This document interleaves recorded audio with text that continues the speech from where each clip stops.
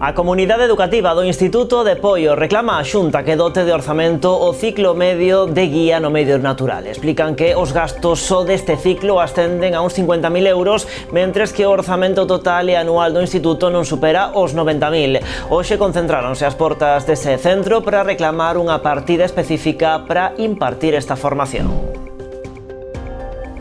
Que tal, saúdos? Vilanova sacará de novo a licitación esta semana a reforma da Praza de Abastos. Será o terceiro intento do Concello para sacar adiante este proxecto. O alcalde di que as empresas teñen medo aos prazos axustados desta convocatoria e que por iso non conseguen axudicar a reforma do mercado. Bótalle a culpa a Durán o Goberno Central de quen dependen os fondos Next Generation. O Partido Socialista de Pontevedra aposta por unificar as sedes de todos os servizos de emerxencia que están instalados no municipio. Así, a formación amplia a idea do goberno local que pasa por construir unhas instalacións que acollan a Policía Local, bombeiros e Protección Civil. Os socialistas creen idóneo tamén a incorporación a este macroedificio da Policía Nacional. Falece un veciño de Muros de 70 anos ao caerlle enriba un eucalipto cando facía traballos forestais nunha finca da súa propiedade. O suceso producíase na parroquia de Serres. Malos esforzos do persoal médico desprazado ata o lugar, nada se puido facer por salvarlle a vida. Cambados estará os días 28 e 29 deste mes, máis á beira do mar que nunca. O barrio de Santo Tomé acollerá a Festa Mariñeira, un encontro co que se busca recuperar e poñer en valor a cultura mariñeira na vila. Haberá varias rutas, a proxección dun documental, citas gastronómicas, música e un encontro de embarcacións tradicionais. A festa servirá tamén para recadar fondos a prol da rehabilitación da emblemática embarcación cambadesa Airexa. E Boiro celebra este domingo unha nova edición da andaina solidaria Boiro en marcha contra o cancro que organiza a Asociación Española contra o Cancro. Será un percorrido sinxelo de 5 km para fomentar a participación de canta máis xente mellor. O reto, superar os 1.100 participantes do ano anterior. Con todo isto, arrancamos. Están vendo as novas do día en Canal Rías Baixas.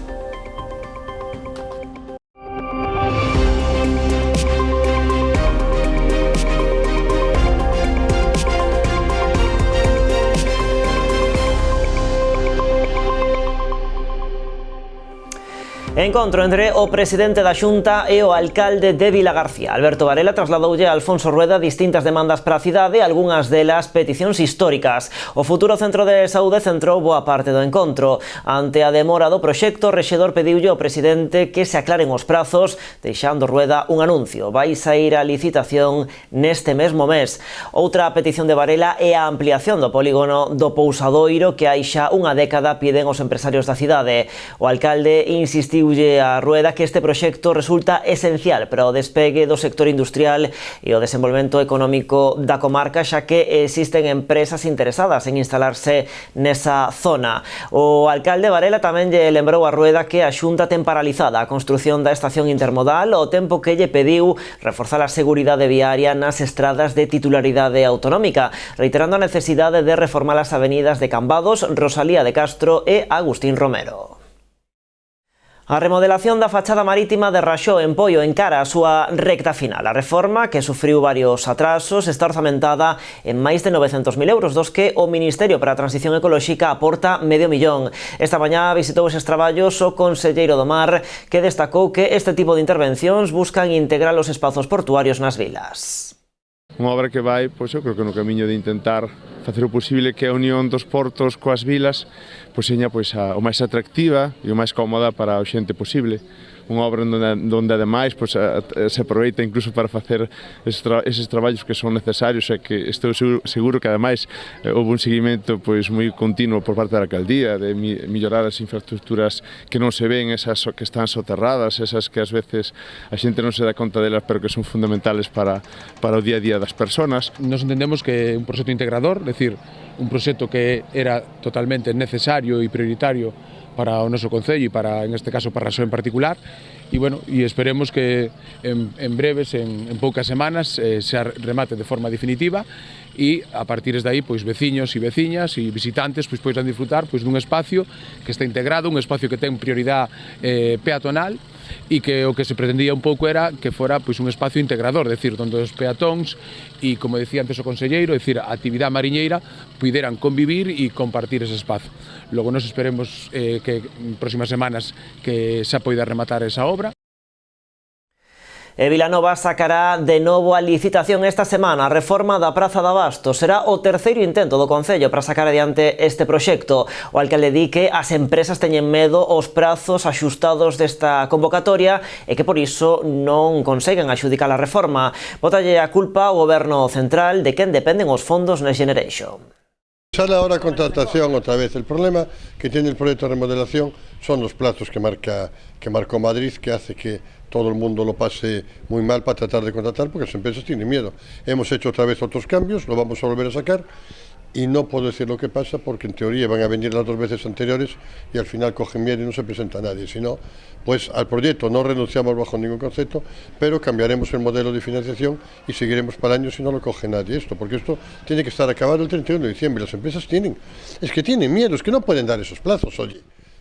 O proxecto rolda os 2 millóns de euros, pero nas 2 anteriores licitacións ningunha empresa quixo optar ao proxecto. O alcalde explica que se debe a uns prazos axustados, xa que a reforma tería que estar rematada a finais deste ano. Di que a culpa é do Goberno Central, polo que cualifica de mala a xestión dos fondos Next Generation. Con todo, Gonzalo Durán di que esta reforma vaise facer sí ou sí con eses fondos ou con outros. De feito, se Vilanova acaba perdendo eses fondos, eses cartos dos Next Generation, a intención do rexedor sería petar na porta da Consellería de Economía e Industria. Esta mañá o alcalde estivo nesas instalacións na compañía do conselleiro do Mar no marco dunha visita coa que buscan fomentar o consumo de peixe entre a poboación. Noticia de portada, a Comunidade Educativa do Instituto de Poio reclama á Dirección Xeral de Formación Profesional que dote de orzamento o ciclo medio de guía no medio natural. Explican que ese ciclo precisa do alugueiro de instalacións externas, do traslado dos estudantes e de material que se debe repoñer con certa frecuencia por cuestións de seguridade. Polo que os gastos dese ciclo ascenden, segundo din, a uns 50.000 euros, mentres que o orzamento total anual do Instituto non supera os 90.000. Hoxe concentráronse as portas do centro para reclamar unha partida específica para impartir esa formación.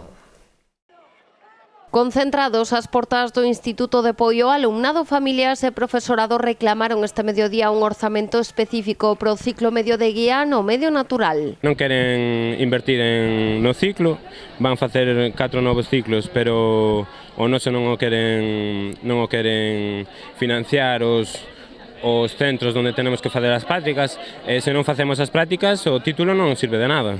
Este ciclo leva aquí moitísimos anos, o que pasa é que inicialmente era somente dun ano, despois cambiou a outra normativa e empezaron a ser 2 anos. Aí foi onde empezou un pouco o problema, porque aumentouse a carga horaria e a carga sobre todo de módulos con instalacións específicas. O centro non ten as instalacións de piscina, instalacións equinas que se precisan para impartir eses módulos e entón temos que alugalos. Este alugueiro de instalacións externas para as prácticas de actividades como hípica, piscina ou socorrismo, ademais da compra de material específico, eleva a conta de gastos ata uns 50.000 euros que a Dirección Xeral de FP se nega a financiar. Agora mesmo recibimos uns fondos como se fósemos un IES, pois como calquera outro do centro de Pontevedra ou da comarca, que non tivese ciclo. E temos este ciclo que require pois uns gastos só de instalacións de 34.000 euros. Parte destes gastos están a cubrirse cos 90.000 euros de orzamento que o Instituto ten cada ano.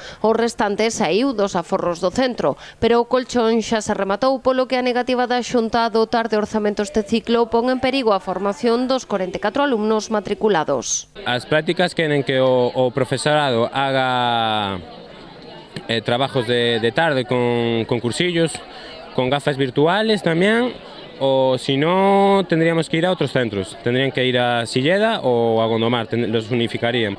As gafas virtuales non nos sirven de nada, hacer as prácticas de nado ou de escalada ou da hípica ou calquera práctica que teñamos que facer no medio ambiente non nos sirve de nada as gafas virtuales. Coa protesta desta mañá agardan conseguir que a Xunta de Galicia recapacite e sexa coherente cos anuncios de potenciar a FP a partires do vindeiro curso.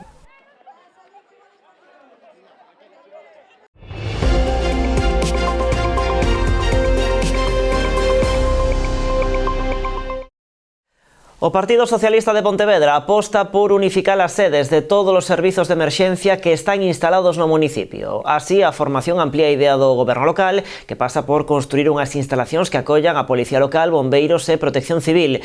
Os socialistas creen que o idóneo sería incluir neste macroedificio a Policía Nacional. Puentes asegurou que a proposta que levarán ao vindeiro pleno foi acordada cos representantes dos traballadores do Concello de Pontevedra e tamén cos tres principais sindicatos da Policía Nacional, SUB, CEP e JUPOL. Suporía, evidentemente, reducir costes de construción para o Concello, porque sería unha colaboración e unha financiación compartida entre Concello e Goberno de España. Suporía incrementar a coordinación necesaria e desexable entre as dúas policías que actúan na cidade, a local e a nacional, e, sobre todo, o máis importante, o que suporía é prestarlle un mellor servicio aos veciños e veciñas de Pontevedra. A Casa do Mar en Mollabao, a nós, a ubicación en sí parecenos unha ubicación axeitada, o solar, pero aí nos entendemos que hai que facer varias cousas. En primeiro lugar, demoler o actual edificio da Casa do Mar e construir un edificio de nova planta, porque o edificio E o Partido Popular de Pontevedra retoma unha bella proposta. No vindeiro pleno presentará unha moción reclamando ao Concello que poña en marcha un programa para que a rapazada de terceiro da ESO do municipio poida viaxar ao Reino Unido e a Irlanda durante o verán. Segundo os cálculos do PP, uns 900 rapaces poderían beneficiarse desta iniciativa que suporía un desembolso d'1 millón de euros ás arcas municipais. A iniciativa xa fora rexeitada no 2022 cos votos en contra do BNG e do Partido Socialista. El programa sería completamente gratuito para las familias con un miembro en paro, para las familias monoparentales y para las familias con una renta per cápita inferior a los 15.000 euros. Aquellas que tengan una renta superior pagarían o abonarían solo el 25%. En aquel momento estimábamos un coste de unos 950 euros, ahora el coste con el cambio en estos 2 años sería en torno a los 1.150 euros.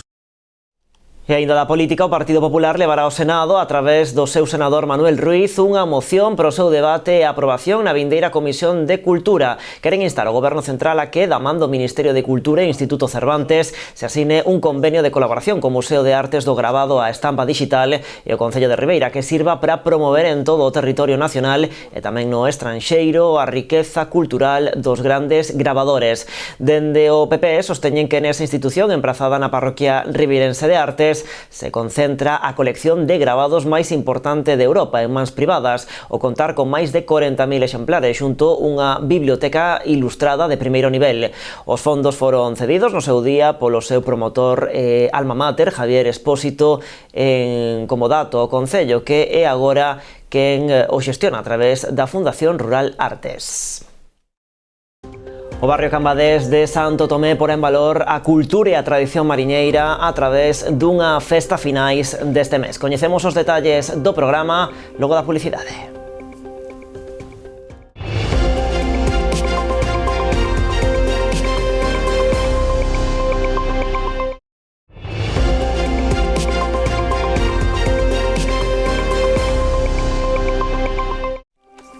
Aquí estamos nas novas en Canal Rías Baixas. 2 individuos marcharon sen pagar despois de encher o depósito nunha gasolineira da Pobra. Utilizaron o pretexto de que a tarxeta estaba bloqueada e, aproveitando un descoido do empregado, deronse á fuga. As estafas en establecementos comerciais non son nada novo, aínda que cada vez máis xorden novas excusas para marchar sen pagar.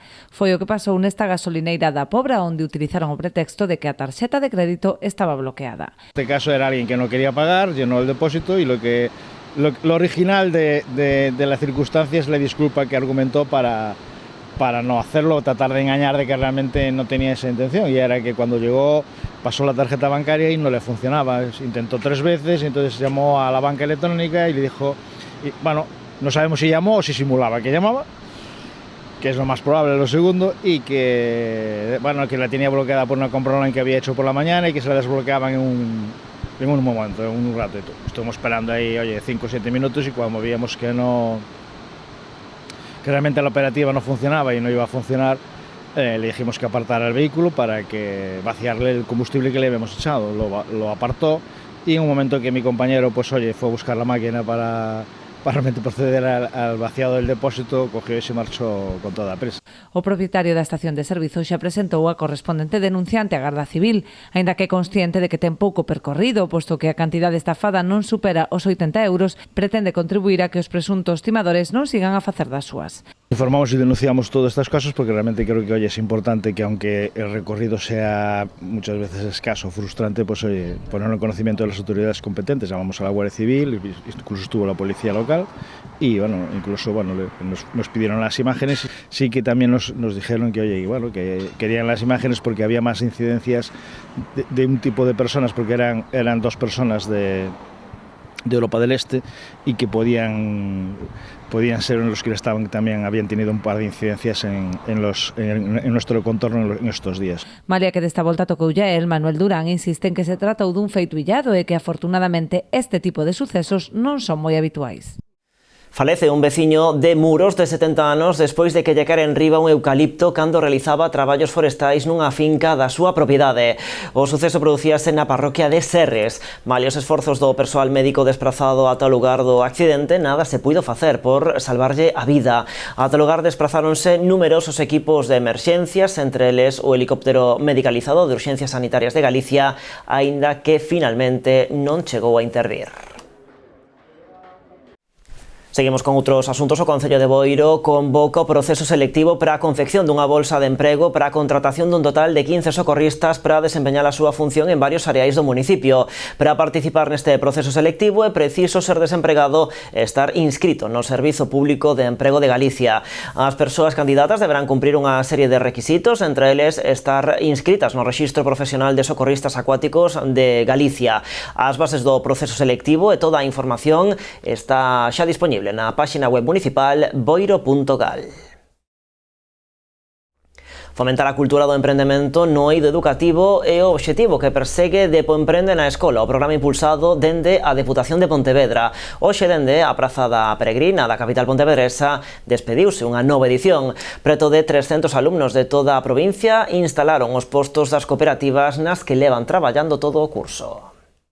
300 alumnos de toda a provincia de Pontevedra pasaron do papel á práctica os proxectos nos que levan traballando boa parte do curso. A Praza da Peregrina acolleu a xornada de clausura do programa de Depoemprende na Escola. Moi guai e estuvimos facendo por grupos os nosos produtos para vendelos. Ya llevamos 4 años haciendo una cooperativa y pues este año escogemos una asociación a quien le podemos donar la mitad que ganamos. 12 cooperativas de 8 centros de ensino de toda a provincia enfrontáronse á proba de lume. Dende os seus postos, a rapazada ofreceu os seus produtos aos potenciais clientes que paseaban polo centro da cidade. Bueno, pues tenemos peluches, tamén tenemos llaveros en 3D, collares, moitas cosas. Bolsos grandes, bolsos pequenos, portamóviles, en outro lado alfileteros, flipis, bolsas, clases de costura. Estamos vendendo os nosos produtos que fixemos, por exemplo, jabóns, saquiños. Y bueno, pues vendemos cosas que las hemos hecho nosotros durante todo el año. Ademais de recuperar o capital investido, as cooperativas tiñan un obxectivo: recadar fondos para asociacións e ONGs que foron escollidas por todos eles. Cada clase escolleu esa asociación porque lle pareceu que ese dinero iba a ser doado para unha boa causa. Hemos investigado se eran veraces, se non, que facían. Hemos tido varias sesións nas que conversamos con esas asociacións. Aldeas infantís e a protectora Loia, porque nos parecen dos moi importante. Queremos axudales para que poidan axudar aos cans e ás persoas. Un 60% a vínculos de papel que axuda a nenos con cancro do Hospital Álvaro Cunqueiro. Unha motivación extra neste primeiro contacto co emprendemento. Me parece unha gran iniciativa porque enséñanos o valor do diñeiro, lenguas, matemáticas, o valor do mercado. Empecemos a comprender un pouco máis a vida real. É un proxecto moi interesante no que nos divertimos e traballamos xuntos é o máis importante, cooperamos, porque ese é o noso obxectivo, cooperar e facer felices a xente. Imos agora ata Noia porque o Concello traballa na rehabilitación da igrexa de Santa María a Nova, un dos templos relixiosos máis representativos da vila. Dende hai tempo, o Executivo local leva reclamando a súa mellora, pero que necesita a implicación de outras administracións como a Xunta ou a Deputación da Coruña. Construída en 1327 sobre outra igrexa máis antiga que data xa do século XII, o Templo de Santa María a Nova constitúe un dos elementos relixiosos e patrimoniais máis importantes de Noia, a que a diario acoden centos de visitantes. Declarada Monumento Histórico Artístico en 1973, está dedicada a museo. En ela recollese unha mostra singular de laudas sepulcrais que datan dos séculos XIV ou XIX. Dende hai varios anos o Concello busca a súa rehabilitación debido ao seu avanzado estado de deterioro, para o que xa realizou incluso un proxecto que precisa agora financiamento. Actualizar un poquinho o estado físico de Santa María Nova, non? Do que todos nos tenemos que sentir orgullosos e non é así. O sea, tivemos cita co Conselleiro de Cultura para solicitarlle a reparación do tellado e a recuperación de todo o que teña que ver ca iglesia por dentro. Tamén tivemos a visita do Diputado da Diputación que van a sacar unha liña nova e agradecemos porque veu el personalmente a presentarnos esa liña nova de recuperación de elementos patrimoniais onde encaixaría perfectamente esa primeira subvención que no proxecto que temos iría en torno a 250.000, 300.000 euros. Sería só un primeiro paso, xa que o Concello ten en mente un proxecto máis ambicioso para ampliar o actual Museo de Laudas Gremiais. Que sería poñer Santa María Nova como ese museo do que todos nos temos que sentir orgullosos e xa traballar en esa ampliación do Museo de Laudas Gremiais no que seguimos a traballar, que sería nunha nave que hai dentro do cemiterio e que podía albergar polo menos a colocación dunha forma pois un poquinho máis honrosa que as laudas tal e como están agora no cemiterio.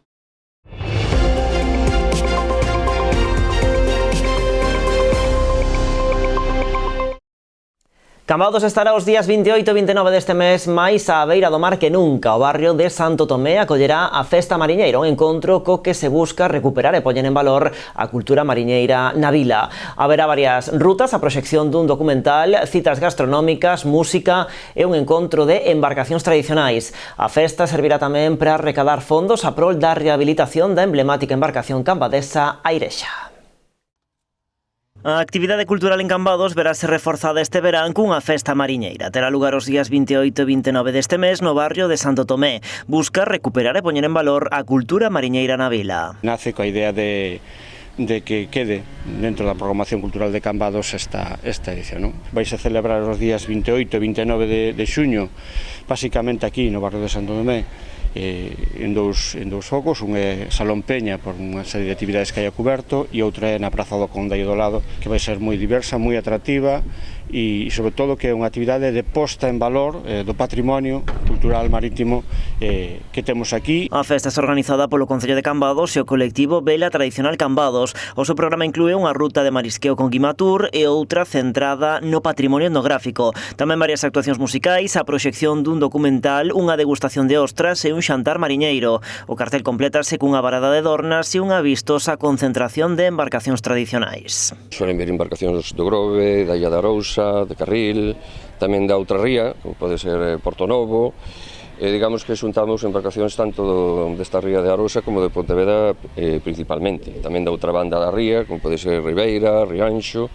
E agardamos unha estimación, bueno, pois unha estimación boa sería ter contar con unhas 24 embarcacións con representación de distintas tipoloxías, tanto dornas, polveiras, rosas de tope, tamén algún galeón, gamelas, racús. Varias das propostas requiren de inscripción previa, moitas son de balde, pero outras teñen un pequeno prezo. Eses fondos que van recadar quérenos destinar á restauración da Airexa, unha embarcación tradicional emblemática en Cambados. Casi é como o buque escuela insignia de Cambados, porque era o que máis xente podía levar, incluso ahora, bueno, pues trataremos de meterlle motor por seguridade porque poda salir ás outras rías a navegar. Bueno, creemos que é moi importante porque é un patrimonio que vai quedar en Cambados. O sea, sempre foi, digamos, miña, porque me accedeu un meu tío, pero eu creo que o importante é que este barco pertenezca a todos, este dentro dunha asociación e que sea un buque escuela. Calculan que a súa rehabilitación pode supoñer un desembolso de arredor de 30.000 euros, dos que unha parte proceden de axudas da Deputación e o Concello. O resto queren xuntar a través de iniciativas como a que se promove dentro desta festa mariñeira. Boiro celebra este domingo 16 de xuño unha nova edición da andaina solidaria Boiro en marcha contra o cancro, organizada pola Asociación Española contra esta doenza. A cita será a partir das 11 da mañá con saída dende a Praza de Galicia.